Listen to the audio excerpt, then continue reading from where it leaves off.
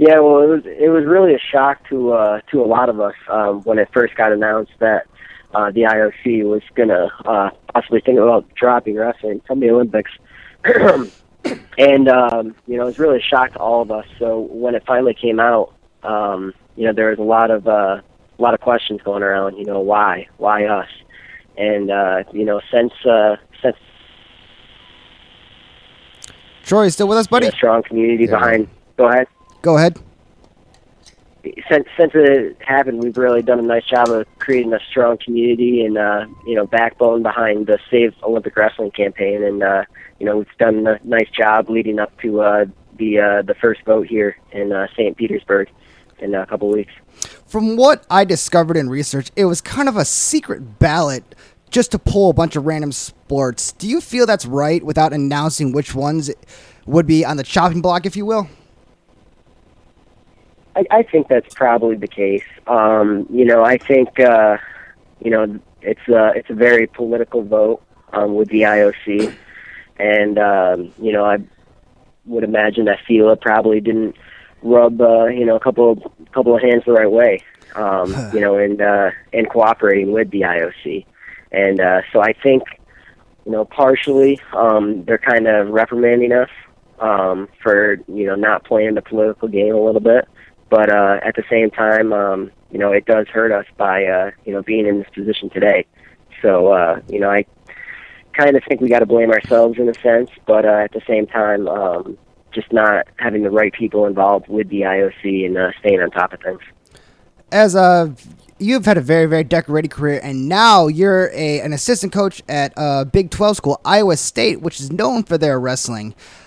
Throughout your career and competing as a youngster, high school, and college, tell us a little bit about your career and what it's done for you as a person. Yeah, well, wrestling, it's really, had such a significant impact on my life. I started wrestling when I was 5 years old, and, had a lot of success coming up through high school and into college, and then after college, I had those same aspirations as our, senior level athletes do right now of becoming, Olympic and world champion. And, unfortunately for me, my health didn't allow me to compete as long as I wanted it to. But, at the same time, wrestling has really helped develop me and kind of shape who I am today. And, it's done so much for so many athletes, not only in the U.S., but just all throughout the world, that it's really crucial that we do get wrestling back in the Olympics in 2020 and, keep it thriving. Do you believe with the games being dropped will kill off wrestling? Because after college, there's no quote-unquote professional wrestling. The stuff you see on TV is quote-unquote professional, and our sport is considered amateur. Do you think that's going to hurt a lot of programs? Honestly, I don't think it will. Part of getting, the field organization back on the right track is, also realigning USA Wrestling and making sure we're a strong organization here in the U.S. And, personally, I don't think, obviously not having wrestling in the Olympics will affect our sport, but on the younger age groups, I don't think it's going to have a big impact. Wrestling's still going to be strong. We still have a strong community. But with that said, it is crucial that we keep wrestling in the Olympics. Since your career has been cut short on the international scene and the senior level, yes, that probably stings you. What advice would you give our youth today to help step up, to help keep Olympic wrestling in the 2020 games and further games in 2020, 24, 28, and so forth? Well, really, it comes down to just, promoting our sport more and promoting it to our youth. They are the future. Our youth right now are the guys that are going to be wrestling in, the 2020, 2024, and 2028 games. So, I think it's really building the sport through them. I think one thing that, especially us in the U.S., can do a lot better job of is, promoting our superstar athletes. Everybody knows who Michael Jordan is. Currently everybody knows who LeBron James is. I feel like our youth wrestling is misinformed with our stars. And, I think we need to do a much better job of promoting the Jake Farners, the Jordan Burroughs of today, the Kyle Dakes. Once we do that, the tradition and the history is just going to continue to grow. And making our youth that much more knowledgeable is only going to help the cause in the future.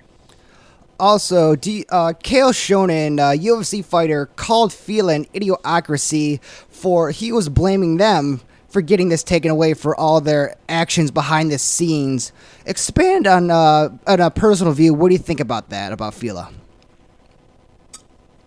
Yeah, I think in a lot of ways, it was, just not the right leadership at the top of our governing body for our sport. And, since the sport was initially dropped, we have replaced some of our leadership. We've got a new president who I think is doing a great job so far. They actually just brought him in officially yesterday, and he's already made some significant changes to our sport and the direction that our sport's going to be going. So the new leadership that has been put in place at FILA, I think, is a step in the right direction. I don't think we're fully there yet. I think there's a lot of work that still could be done, but I think we're back headed in the right direction. Also, with that being said, FILA also made some changes to the rules.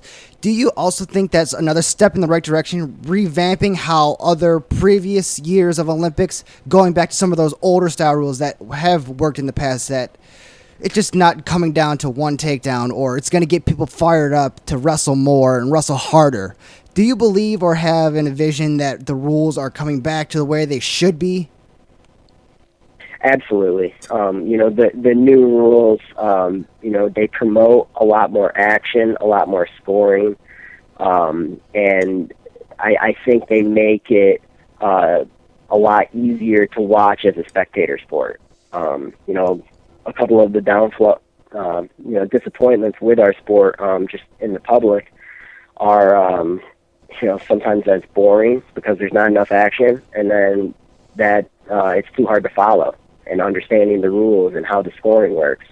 And now going back to the 2 3-minute periods with a cumulative score the entire time, that really takes away the best 2 out of 3. It promotes a lot more wrestling.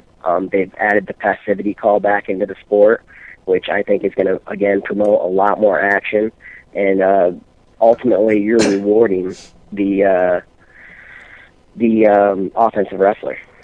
So I think it's good. I think from what I've read of the new rules thus far, I think they could still probably use a few other adjustments. The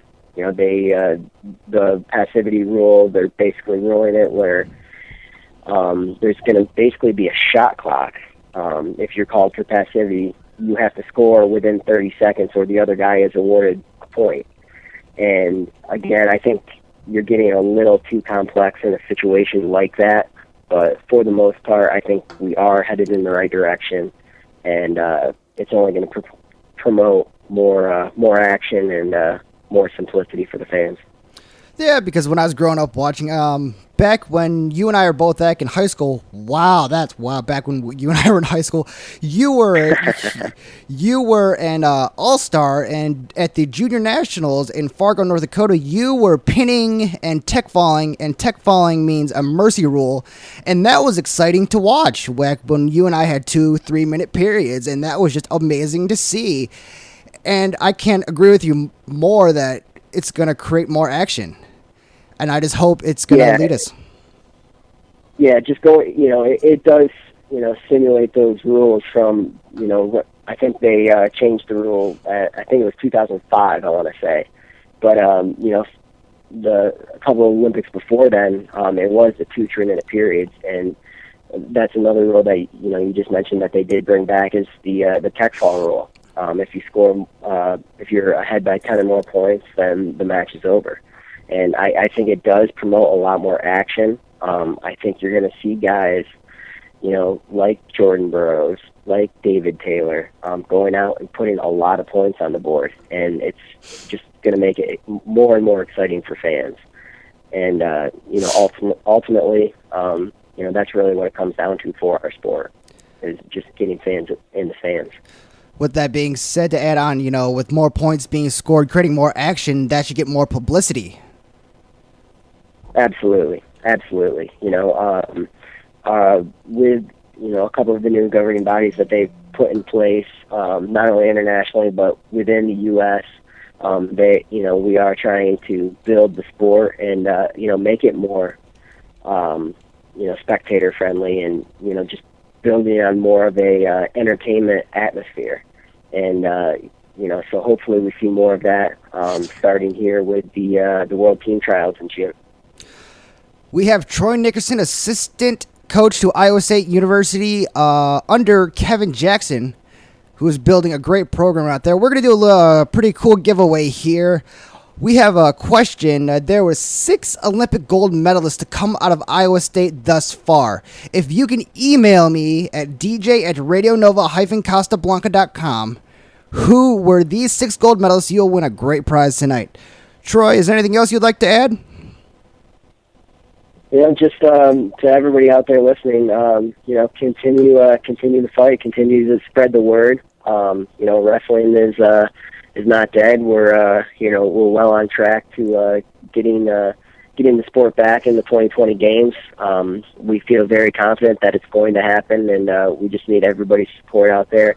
Get the word out to all your friends, family, people you walk by on the street, and let's just promote our sport.